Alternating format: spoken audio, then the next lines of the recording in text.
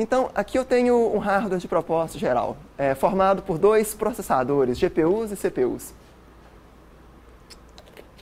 O que uma GPU e uma CPU têm a ver? O que vocês acham? Em que elas se parecem?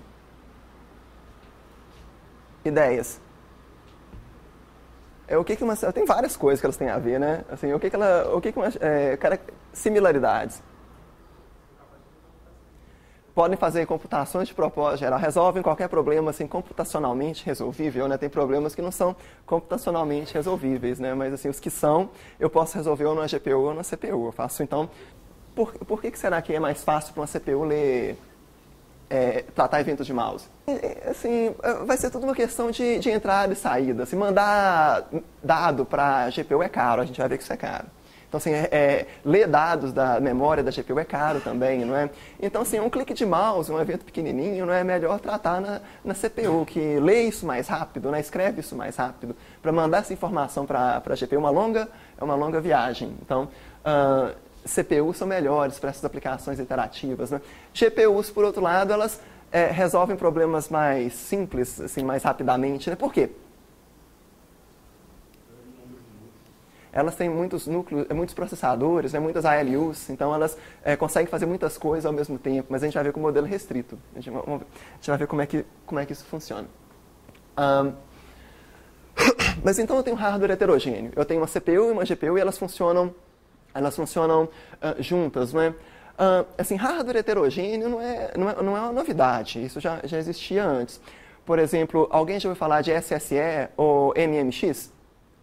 Assim, são coprocessadores, né, da Intel, são instruções novas, né, mas assim, que demandam umas extensões na ALU. Não é? Então, isso são extensões extensões do x86, né, que é um hardware heterogêneo também. Eu tenho o x86, que faz operações escalares, né, e eu tenho essas unidades que fazem operações vetoriais. Então, uma GPU é isso assim, com esteroides, né? É um MMX com esteroides. Eu tenho vários núcleos para trabalhar com essas instruções vetoriais, conforme eu vou falar daqui. Agora, quem que decide quais tarefas rodam na GPU e quais rodam na CPU? O programador, né? Isso o programador decide. Quem está programando aquelas aplicações decide quais problemas vão ser resolvidos pela CPU e quais vão ser resolvidos pela GPU. Agora, como eu disse, o modelo de programação é restrito. Deixa eu dar usar uma analogia para falar disso. Imaginemos que eu tenho um pelotão de fuzilamento. É uma analogia mórbida, mas enfim. Eu tenho um pelotão de fuzilamento. No pelotão de fuzilamento, eu tenho assim, alguns soldados. Vamos falar no pelotão de fuzilamento maior. Assim, quer-se ter certeza que o prisioneiro de fato vai morrer. Então, eu tenho 32 soldados. 32. Posso ter mais, menos, eu tenho 32. E eu tenho um capitão. Então, quando o capitão dá aquelas ordens clássicas, né, preparar, apontar, fogo, quando ele fala preparar, todos os 32 soldados tomam uma atitude. Eles assim, apontam a arma, fazem alguma coisa com a arma que queira dizer preparar. Não é? Quando ele fala fogo, todos eles puxam o gatilho ao mesmo tempo. Não é?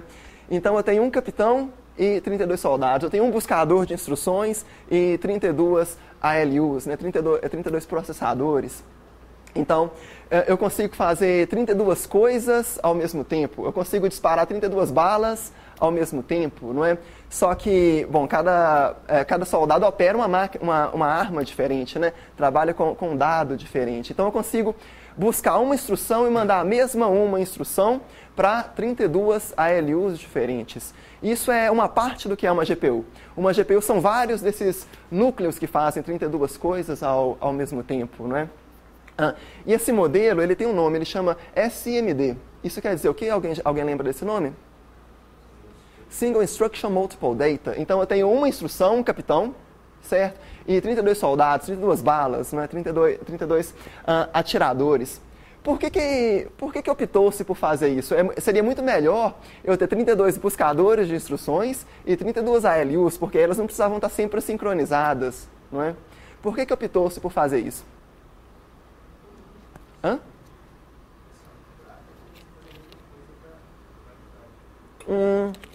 Sim, isso é verdade. Mas, se eu tivesse 32 buscadores de instruções, seria ainda melhor, não seria? Por que optou-se por ter um só? É custo, né? Sempre é custo, né? Assim, a lógica para escrever um decoder, né? Ela é muito cara. Então, é claro que isso diminui muito o custo da placa gráfica. Eu consigo fazer 32 coisas ao mesmo tempo com um buscador de instruções só. É claro que isso tem um preço também. Qual que é o preço? Qual que é o problema de eu ter um buscador de instruções só? Hã? Não tem como paralelizar instruções diferentes. É assim, se algumas threads precisarem fazer uma coisa e outras precisarem fazer outras, não dá, não é? Se você tiver branches, por exemplo, se tiver um condicional, por exemplo, né? Condicional. Se o valor que você... Se a sua bala for maior do que 0, faça isso, senão faça aquilo outro, né? Isso é um problema. Como que a gente lida com branches nesse mundo? Como que a gente lida com branches nesse mundo? Hã? A gente pode fazer o seguinte, eu vou continuar com a analogia do pelotão de fuzilamento aqui.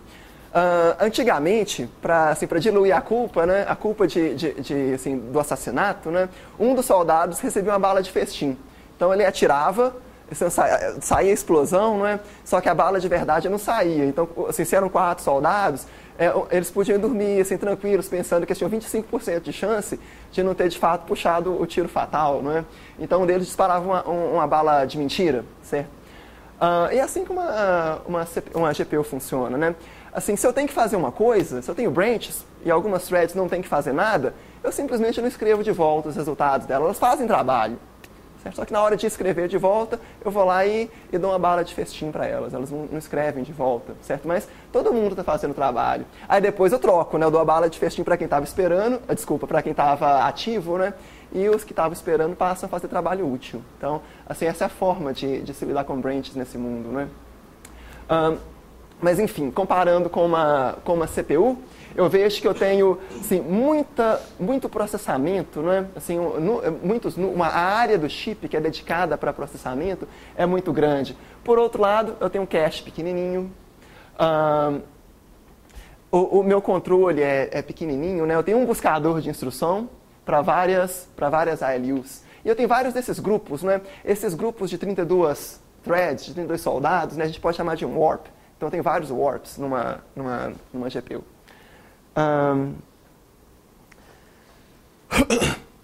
Então, assim, talvez a melhor analogia seria dizer que uma GPU é um MSIMD, assim, é um Multiple Single Instruction Multiple Data, né? Eu tenho várias unidades SIMD e eu tenho várias delas, né? Então, isso seria assim, a melhor descrição de uma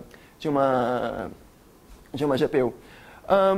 Agora, por que GPUs são tão paralelas? Por que em geral, assim, a gente não faz a CPU assim, paralela desse jeito? Por que a GPU assim, faz sentido ela ser assim, tão paralela?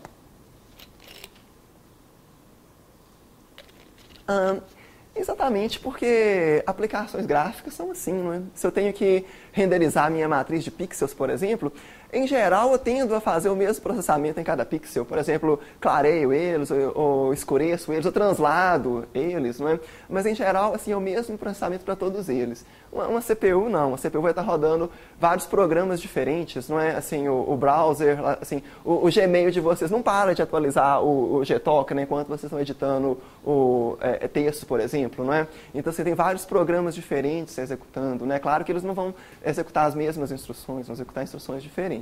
Então, é simplesmente uma questão de nicho, né? A GPU ela funciona bem nesse nicho de programas regulares, então eu tenho SIMD, eu tenho MIMD, é Multiple Instruction Multiple Data, é o modelo geral de uma CPU, né? Eu tenho vários programas diferentes executando. Algum outro? Vocês lembram de... esse aqui chama taxonomia de Flynn. Vocês lembram de algum outro modelo aqui? SMD, MIMD, mais algum? SPM... Esse é múltiplos dados, single instruction. Esse é aquele que em geral falta, né? Assim, é aquele que se ficar aquela lacuna, né? A gente não vai ter. Tem um que não é da hierarquia de Flynn, mas a gente usa muito. SPMD, Single Program Multiple Data. Assim, esse termo surgiu depois. O que isso quer dizer? Single Program Multiple Data. Single Program Multiple Data. Eu imagino que vocês já escutaram isso antes. Em que isso é diferente de MIMD?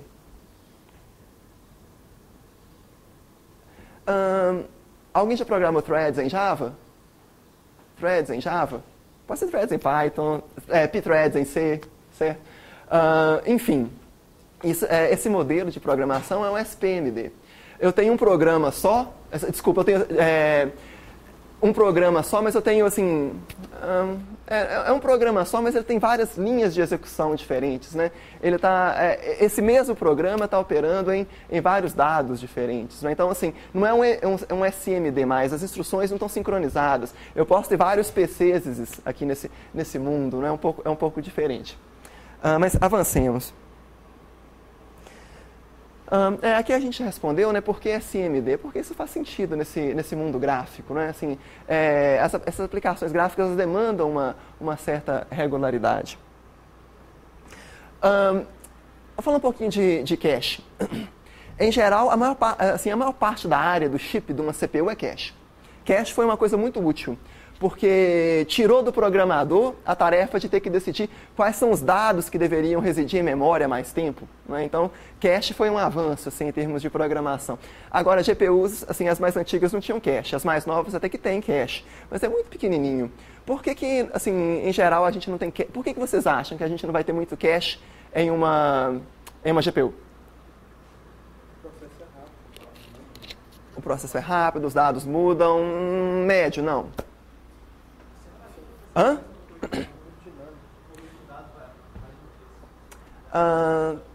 Ou, na verdade, no final das contas, é tudo muito pragmático. Eu tenho muitas threads, certo? Se eu tivesse cache para cada uma delas, a área do chip seria, assim, uma parte muito grande do chip, né? Seria simplesmente flip-flops para armazenar aqueles dados, né? Então, para simplesmente tirar esse custo também, a gente corta o cache. Então, a gente lê dados da memória principal. Tem um cache, mas ele é muito pequenininho, ele é muito fajutinho. Mas a gente vai ver que a gente ainda consegue usá-lo, né, com grande proveito. E como que é uma linguagem de programação que a gente usa para programar uma GPU? Assim, já havia umas linguagens de programação para programar esse hardware gráfico antes, né? CG, HLSL, né? High Level Shading Language, ou C4Graphics. Então, eram linguagens para programar esse pipeline gráfico. Só que eram linguagens muito restritas. A gente não conseguia fazer tudo que a gente queria. Aí surgiu o C para CUDA, assim, uma linguagem feita na NVIDIA, né, que é uma empresa que fabrica GPUs. A C para CUDA é uma linguagem de propósito geral, usada para programar GPUs. O que vocês acham que uma linguagem para programar esse hardware heterogêneo tem que ter? Assim, em termos de... Que abstrações vocês acham que vocês vão encontrar em C para CUDA? Abstrações que vocês acham que vocês vão encontrar em C para CUDA? C para CUDA não tinha um punhado de coisas, antigamente, né? Por exemplo, não tinha funções recursivas. Agora, que abstrações vocês acham que a gente vai encontrar aqui? Alguma ideia? Tem uma coisa muito importante que C para CUDA tem. Sintaxe para decidir o que vai executar na CPU e o que vai executar na GPU. Então, assim, eu tenho uma sintaxe própria para indicar quais partes do processamento vão ser escritas, vão executar, vão rodar na GPU e quais partes vão rodar na CPU. Essa é a principal característica que distingue C para CUDA de outras linguagens de programação. Então, a parte que roda na GPU é paralela, né? A linguagem me dá essas abstrações para programar paralelismo. A parte que roda na CPU é C normal. Então, assim, C para CUDA é uma linguagem embutida, né? Ela é embutida em C. Então, assim, eu tenho uma sintaxe própria embutida em C. Vou mostrar alguns exemplos aqui. Mas antes, deixa eu só esclarecer o que é esse modelo de programação aqui. Então, a gente vai ter muitas threads executando numa GPU. Muitas que eu falo, assim, umas 500. Às vezes, 728. Certo? Assim, muitas threads executando em uma GPU, assim, da ordem de centenas, certo? Não exatamente ao mesmo tempo, mas é como se fosse, certo? Como se fosse ao mesmo tempo. Essas threads elas são agrupadas em blocos e em grades, certo? Programas diferentes são grades diferentes de threads. Então, grades são para separar programas. Se eu tenho 2 programas, se eu multiplico matriz, depois somo as matrizes, eu tenho 2 grades de threads diferentes, certo? Dentro de uma grade, as threads são divididas em blocos, certo? As threads são divididas em blocos. E cada bloco ele é dividido em warps. Warps são aqueles grupos de 32 threads. Assim, não precisa ser necessariamente 32, mas em geral a gente vai ver esse número, 32 threads. São esses grupos de 32 threads que executam em passo único, né, em lockstep. Gente, por que vocês acham que eu divido uma grade em blocos? Por que não por que não ter uma grade de threads somente, ou de warps? Por que eu tenho uma grade de blocos? Por que eu divido uma grade em blocos de threads? O que vocês acham? Em geral, em ciência da computação, essas coisas todas têm um propósito. Assim, a gente faz muitas coisas em ciência da computação que não tem propósito nenhum. Mas essas coisas que custam muito dinheiro, elas, em geral, elas têm propósito. Bom, uma grade de threads, em geral, tem mais threads do que o hardware é capaz de executá-las, não é? Então, eu divido essas threads que conseguem executar simultaneamente em blocos. Assim, eu divido esses grupos de threads, eu tenho múltiplas unidades SMD na CPU, né? Então, por exemplo, se eu consigo ter 728 threads, eu vou dividir a minha grade em blocos de 728. Não precisa ser de 728, pode ser de menos, ou mais não dá. Mas pode ser de menos, não é? Mas, enfim, esses blocos são a quantidade de threads que vão estar executando ao mesmo tempo. A gente pode pensar assim. Agora, o que será que é uma thread? Quando eu falo threads, o que será que é isso?